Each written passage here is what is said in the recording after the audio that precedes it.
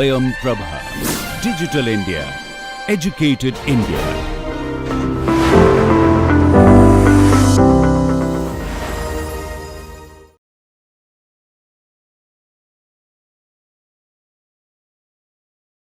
So, I want to evaluate f on some CTs, right.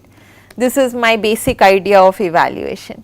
So, the first observation is that it suffices for us to look at some simpler gates. I do not need to think of arbitrary circuits. It suffices for me to think about addition and multiplication. So, if I can support addition and multiplication, right, in a way that the resultant ciphertext also has the same form as the original ciphertext, then I can keep going. So, any circuit can be written just in terms of addition and multiplication gates, right. So, we have seen the notion of universal gates. So, in particular the NAND gate is universal, as we have seen, and I can construct a NAND gate using just additions and multiplications, for example. So, my first simplification is that I will just talk about how to add two ciphertexts. So, I need to show you, like, my ciphertexts are matrices, right, C1 and C2. I need to show you how to add them, and I need to show you how to multiply them.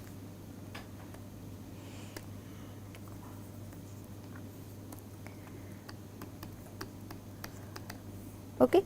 So, addition is actually amazingly simple. So, it is just literally add, and it is also very easy to see why this works.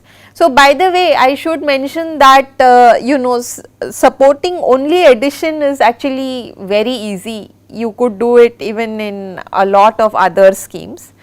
Like we saw the El-Gamal encryption scheme, you can check that it will also satisfy one direction of homomorphism. Okay.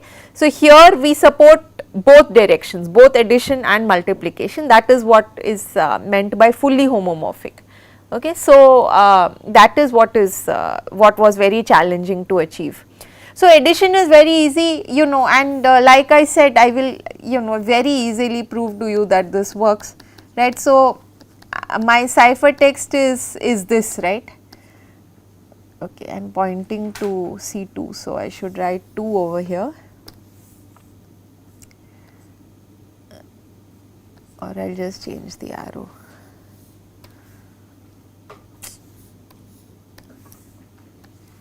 Okay, so C1 plus C2 is what?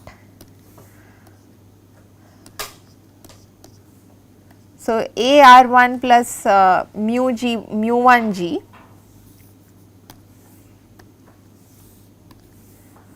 plus AR2 plus mu2G, correct? This is what my ciphertext looks like. So, this is obviously AR1 plus R2 plus mu1 plus mu2G. So, you can see I just call this A whatever A R plus mu1 plus mu2G. So, I got back the same ciphertext, right. So, my decryption will work. So, it is again AR plus mu G, where now mu is mu1 plus mu2, exactly the way that I wanted. Okay. So, addition works. So, multiplication of course is the key challenge over here, and we will see that in fact there is a very elegant way of doing it.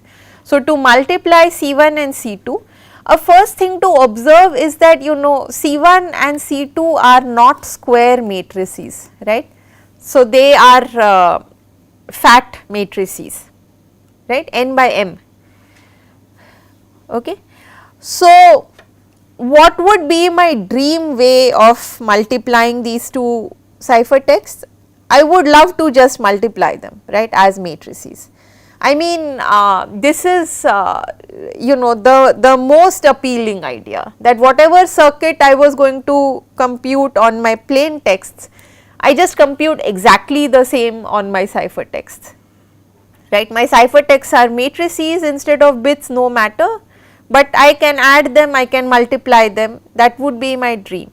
Now, that dream does not quite pan out, but something very close to it actually does in this case. So, you know, I have to in particular make allowance for the fact that the two are not square. So, what will I do? Okay, so I take C1 which is n by m, and now I need to multiply it with something which is m by m, right, because this is n by m. So, okay, if not m by m, then m by something, right. So, because I need the dimensions to work. So, take a wild guess, how should I take my second ciphertext, and you know it is n by m, I want it to be m by m, right, m is n log q. Okay, now think like a cryptographer. My C1, what is my C1? It is AR1 plus mu g. A has noise in it, does it not? A has LWE sitting inside it. If I multiply something with noise with something over ZQ, can I ever get back, you know, can decryption ever work? What did I tell you is the main, you know, the simplest goal in scheme design from LWE.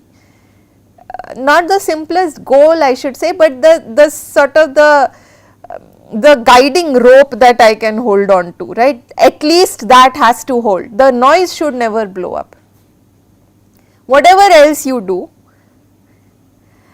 anyway it is going to be hard to make correctness and security work, no matter what you do. But at the very least, like a necessary but far from sufficient condition is to keep the noise from blowing up.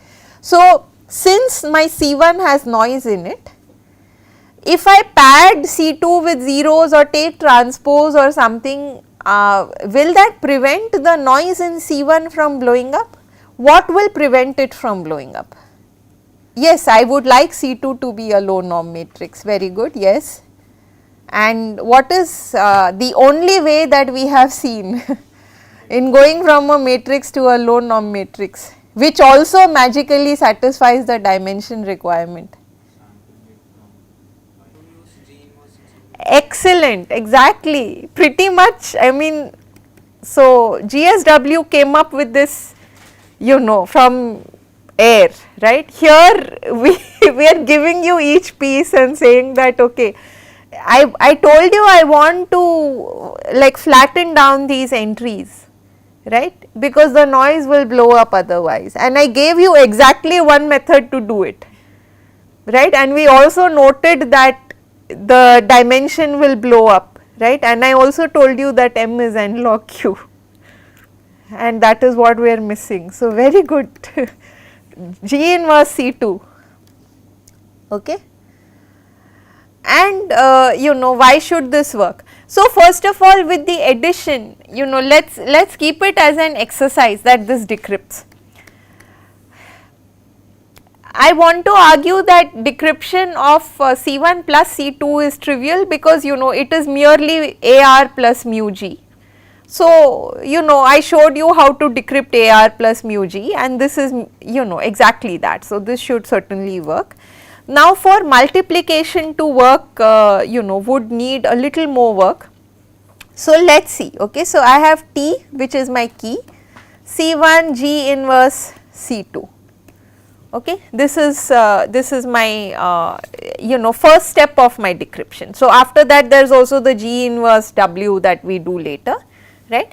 So, T times C1 is what? We already figured that out, right. So, it is approximately mu 1 Tg, everyone agrees? We already worked this out, that T times C is, you know, mu Tg roughly. So, mu Tg times G inverse C2 is what? So, now let me take mu 1 out. Now, G and G inverse will again cancel, right, because again it is powers of 2 and bit decomposition. So, mu 1 T C2, and now what is you know, what is T times C2? So, again this is going to be what? It will be mu 2 T G, right. So, what did I get? So, I got mu 1 times mu 2, okay, T times G, and now I multiply that G inverse W transpose, right. This was what I was doing in decryption. So, I get mu1 mu2 Tg G inverse W transpose, and this we already saw is mu1 mu2 q over 2. Remember, so we said this is minus s comma 1, W is zeros followed by q over 2, G inverse go away. So, I got mu1 mu2 q over 2, and that is what I wanted, right. Now, note that in the lecture so far I have been extremely hand wavy about the noise blow up. Okay. So, this can of course be bounded properly. I think that anyway in today's class we do not have time. I am not sure if we should spend more time, let us ignore the bounds on the noise for now, alright. So, the intuition holds, and we can of course bound the noise. So, what did we see? We saw an encryption scheme which allows addition and multiplication, right, and we saw that decryption works out for both cases. So, since I have only a few minutes left, a basic thing to talk about is security, right. I mean, correctness, we said that modulo bounding the noise properly, correctness holds. So, what about security? So, what kind of security do I want from this scheme? What does the adversary get to see? The public key and some ciphertext. The ciphertext should correspond to 0 or 1. Now, you may wonder if the fact that this scheme is fully homomorphic means that the security notion should be somehow more sophisticated. Turns out actually no, right. So, homomorphism is something which is a functionality.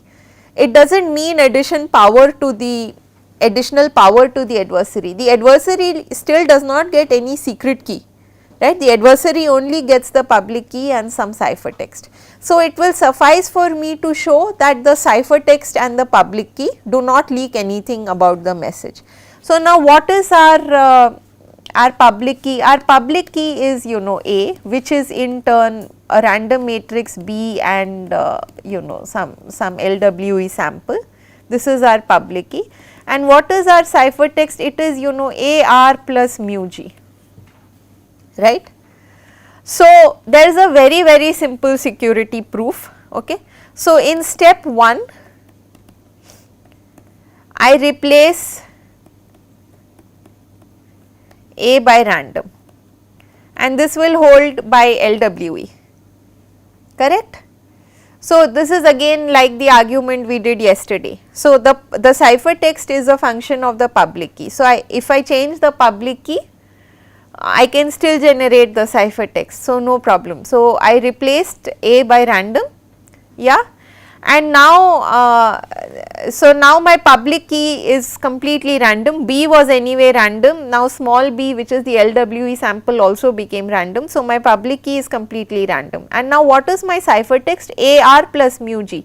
So, this is why we introduced leftover hash lemma. So, by leftover hash lemma, we can say that AR is random, and if AR is random, then AR plus mu G is also random, right. So, once again AR acts like a one time pad.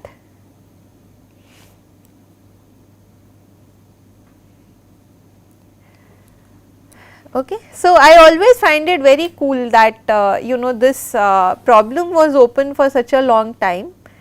It was posed in 1978, and it was the first solution came out in 2009, that was by Gentry, and that was a very complicated scheme and not from any very clean assumption either. And then there was a long sequence of works which improved the underlying assumptions and simplified the scheme more and more, right, improved the parameters, and finally we are at a scheme which is so simple that in one class we can essentially show the scheme. So, this is the definition of really good science. Are there any questions?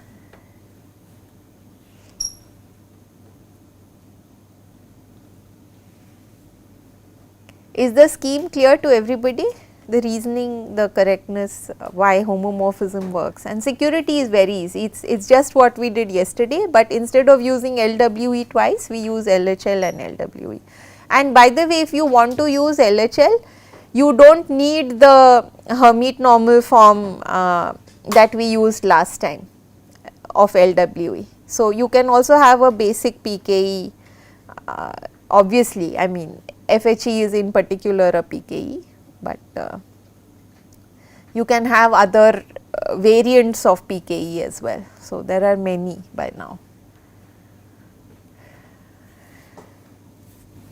Any questions? All right. So, let's stop. Thank you.